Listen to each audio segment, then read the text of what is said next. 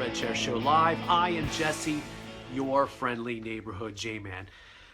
The news box and the Red Chair Show have been on a little bit of a hiatus lately. The last week before Christmas was crushingly busy for your friendly neighborhood J-Man. Just a lot of stuff to cover, so I figured post-Christmas I was going to take a couple days off. It's usually slow news time. I mean, I got a ton of work to do, but, you got to take a break. But that being said, with the passing of George Michael on Christmas and then the passing of Carrie Fisher today, I had to say something. Carrie Fisher. It's sort of, everybody's been saying stuff, and what could I possibly add? Most people of my generation's first crush and stuff like that. I mean, Star Wars, you introduced to Princess Leia. For me, it was Empire Strikes Back. Empire was my movie. I was 9 years old in 1980, and she was just a badass in the movie. She was quippy. She had great, funny lines. The best line was, "Would it help if I got out and push?" She was a great character. But even though Empire was my movie, the movie that really stands out as Princess Leia is Return of the Jedi. And, most people will say that slave Leia costume is the thing that, was their crush with Princess Leia. And at the time, I was 12, 13, and I guess maybe it was my naivete. I didn't see it as a sexual thing. She just was a slave. She shows up at Jabba's palace. She's dressed up as a bounty hunter. She's trying to save Han.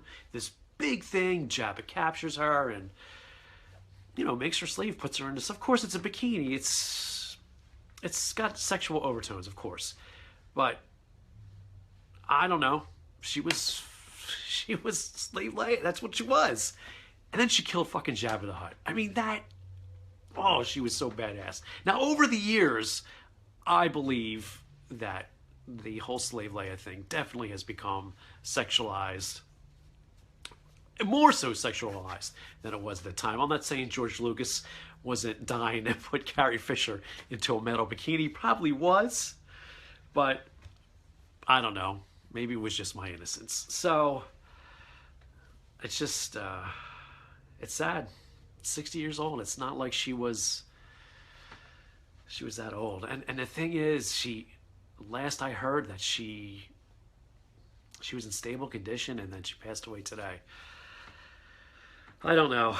These are tough times.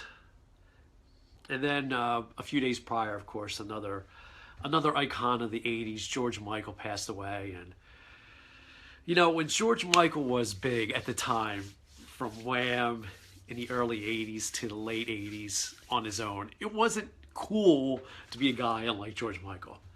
But, the guy was cool. And a bunch of friends in high school and I went and saw him at the Spectrum in Philadelphia.